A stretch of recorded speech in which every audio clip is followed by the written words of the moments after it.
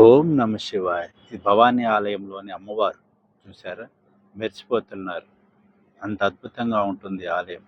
ఈయన సుబ్రహ్మణ్య స్వామి తన ఇద్దరు దేవేరులతో పాటు. ఈయన లింగోద్భవ స్వామి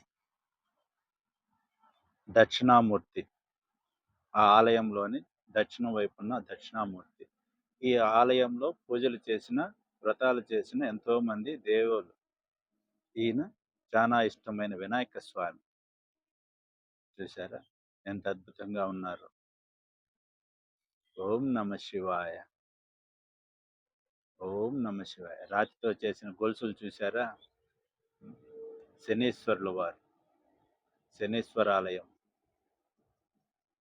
సర్వ పాపాలు పోగొట్టే ఆయన. ఈయన శివయ్య, తాండవ శివయ్య. చూసారా? లోపల ఇదే విగ్రహం, 3 తలలతో శివయ్య నాట్య భంగిమలో. అద్భుతంగా ఉంది కదూ! గుడి బయట ఉన్న శివయ్య, శివయ్య నందీశ్వరుల వారు. పురాతనమైన చెట్టు. ప్రతి ఒక్క గుడిలోనూ ఇలాంటి పురాతనమైన చెట్టు ఉంటుంది. ఇది సుబ్రహ్మణ్య ఆలయం. ఇక్కడ చూసారా? శివపార్వతుల కళ్యాణానికి విచ్చేసిన దేవతలు. వారు చేస్తున్న కళ్యాణం. మొదట్లో రాక్షసులు. ఈ గుడి చాలా పెద్దది. తిరగాలంటే చాలా టైం పడుతుంది.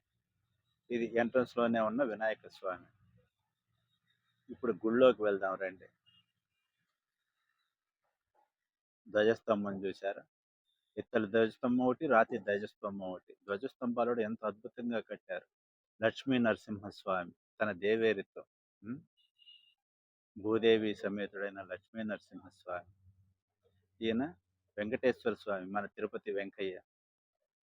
చూశారు? గోపాలకృష్ణుడు తన దేవేరులతో పాటు. ఇది ఉత్సవ విగ్రహాల దేవేరులు. ప్రసాదాలు చాలా బాగుంటాయి ఇక్కడ. కావలసిన వాళ్ళు తీసుకొని తినచ్చు. అన్ని చాలా తక్కువ ధరకే దొరుకుతుంది ఇక్కడ. చాలా బాగుంటుంది. భవానీ వస్తే ఇవన్నీ తిరగండి. చూసారా? ధ్వజస్తంభం, అందులోని దేవతలు. ఓం నమ